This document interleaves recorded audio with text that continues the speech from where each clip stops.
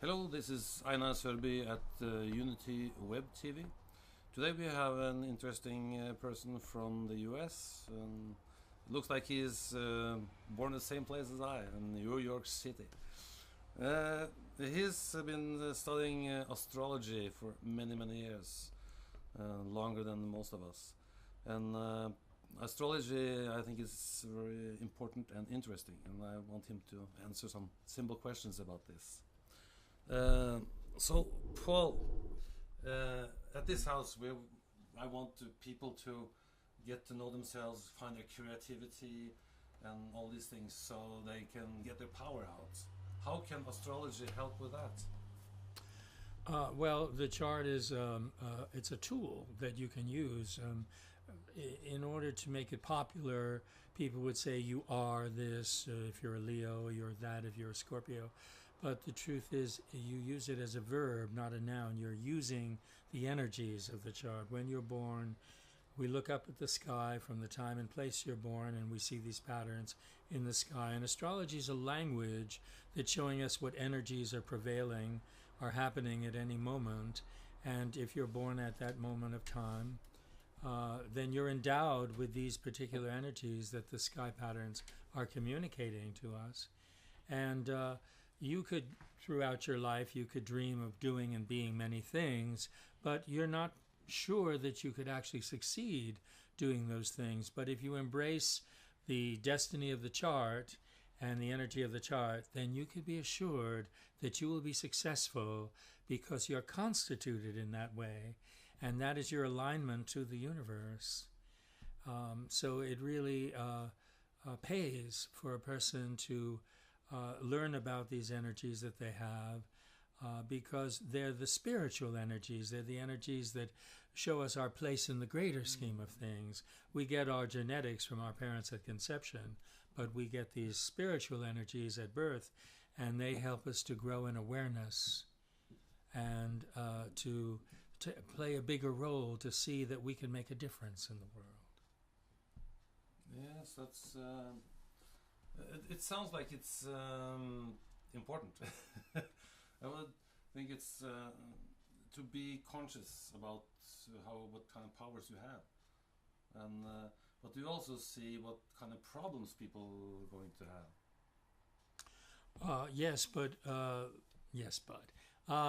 problems. I would prefer to say challenges, and I would prefer to say that it's the challenges that actually strengthen us.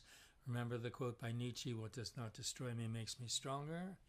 And I think some people are afraid a little bit about taking too much of a risk and risking being uncomfortable.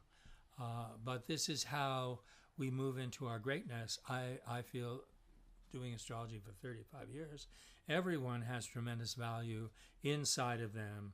There's nothing out there that isn't inside of us. And so we're all microcosms of the macrocosm. And that solar system inside of us gives us tremendous abilities to tap into. And the more we develop them, the more we work on them, they say practice makes perfect, the more we can be astonished by what we actually have, because we probably didn't think these things about ourselves until we started tapping into this energy and becoming more conscious of what this energy was like. And truly moving into it. And it's what really gives us our autonomy, our independence. It's what allows us to be our own person, because then we can express the value that we carry inside, and the world gradually opens up to that more and more. And even if you have an idea, a concept, that there may be forces that don't want you to get that idea out in the world, but if you're committed to it and you keep developing it, the space will open up for you, because the universe wants to see how real a person is, how committed they are, and so that they can be trusted. Yes, and one of the things astrology would show that is isn't almost a proof that no person on Earth has the same chart.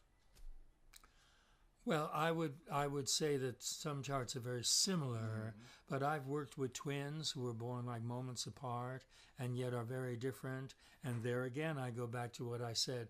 It's the wisdom in the soul, the eternal part of you that never dies, as to how they're going to use the chart and manage the energies of the chart. And that's really the deciding factor, more so than the chart itself. It's how you work with it. Yes. And then we come a little bit deeper question. Why does astrology work? Where it comes from? Well, many people ask me that question, and I explain to them that thousands of years ago, human beings had a different consciousness, and they were much more into the right side of the brain, which is the creative, imaginative side of the brain. And our Western educational system has pushed us into the analytical left brain side, so that a lot of the right brain has been deactivated. But the ancients, thousands of years ago, they were very active in the right brain, and they lived a simpler life, and they were more attuned to nature. They didn't have as much interference. They didn't have as much creations to distract them. So they were out there at night, and they would tune in to nature, and nature would communicate to them vibrationally. And they received this information about astrology. It was a revelation through intuitive means, because the intuition was stronger then. Yes, it's. I was thinking here about thinking about nature, astrology. It all is the same thing. It's not something special. It's more that astrology is only one part of the big universe that shows us that everything has its place. Well, yes, and it's very much in tune with the rhythms of nature. Aries being the first sign of the spring, the sap running up the trees, life starting again. Taurus, and things get fixed into the earth. Gemini, when the insects come and spread the goods around. The seasons are very much in tune with the energy of the signs. So it's actually very natural.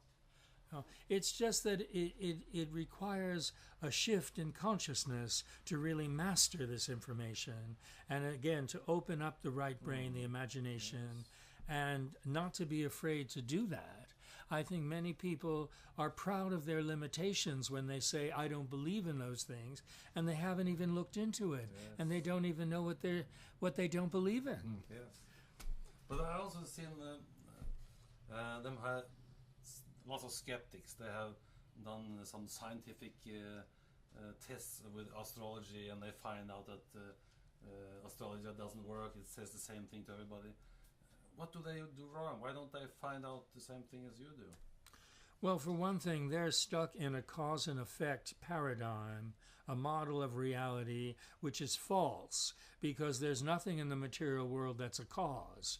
Everything here in the world is an effect. So the causes are energetic and invisible to us, and they're not taking that into account. They're only looking at what their five senses are reporting to them.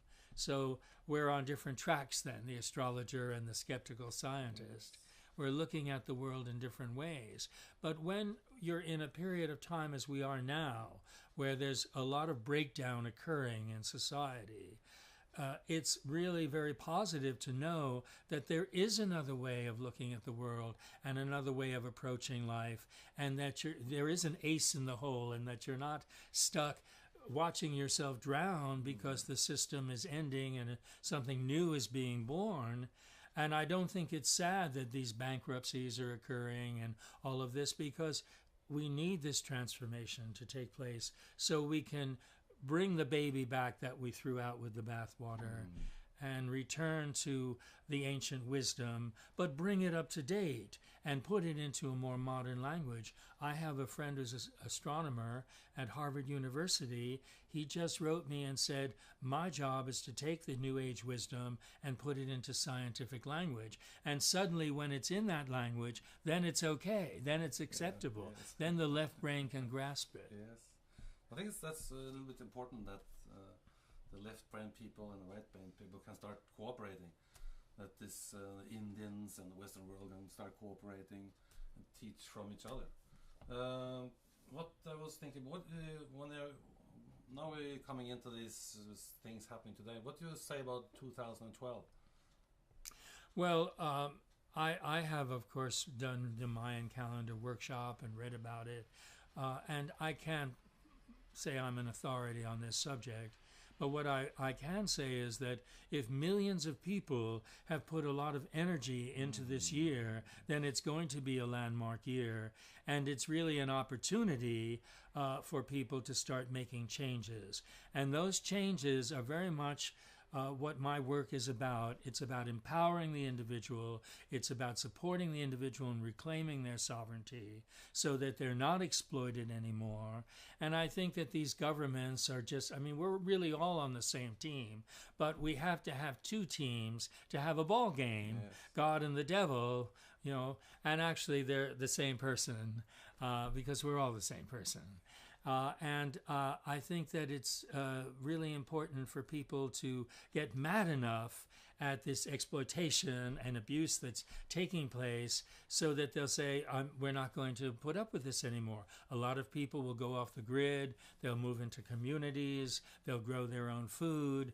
For those who can't do that, there'll still be, I think, more of a communal focus. I think people will band together and there'll be that strength that they have with each other. I think the best thing that ever happened to the human race is what's happening right now. Yes. We see it everywhere in the Middle East. And, yes. Especially. One also deep, a little bit deep question. When you get in, I see people I'm talking to that gets very into things. You've been studying astrology 30 years. Do you think people start channeling when they coming so much into this?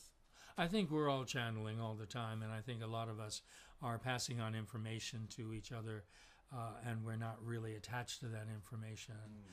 I myself had a blood clot on my brain in my 20s, and it dissolved in the hospital. They didn't operate, and they did this CAT scan and saw space by the pineal gland, and that's when I started developing my abilities. But I think everybody actually has that potential, maybe some more than others, just like in anything else. And I think we're going to awaken these powers because we need to stretch ourselves and expand our consciousness so that we can deal with all the complexities. So many people here now in the world. So when you have a geographical disturbance, it's even bigger now than ever because it affects so many more people. And we seem to be having more of them, back to back. Yes. Floods, fires, earthquakes, tsunamis. When you say people have to start waking up, or I don't know, some people call it more start on getting enlightened, or all these things. Do you think it's very important to, before you get some kind of opening, that you have been working with all your traumas, all your fear, and all these things? Well, yes, but that's work that we're here to do all the time. I mean, that's the number one job, is to work on the self. Yes. And another thing that I convey in my classes is that we've been so programmed to be externally focused and to think that everything we need comes from the outside, even though great teachers have said the kingdom is within and all else will be added unto you. But we, for some reason, we don't really practice that. Yes. It's only 1 minute left. Can you give, YouTube is only 15 minutes now. Give a message to the people, a short message. What do you want to tell people? Love yourself. That's your best opportunity to love other people, and strengthen yourself by not letting the outside world trigger you and charge you up, and stay in your own center of serenity and wish for good things for everybody, even people you haven't gotten along with, and wish the whole world well. And know that we're really all working for the same result. The same result is going to occur because actually it's all perfect. Yes. And so we all are one. Yeah, and we're all one. And the more you can see it that way, the more it will become that way for you as an individual. You know, yeah. Thank you very much, Paul. Yes, you're very welcome. This is the last second. Good luck with your future. Thank you very much.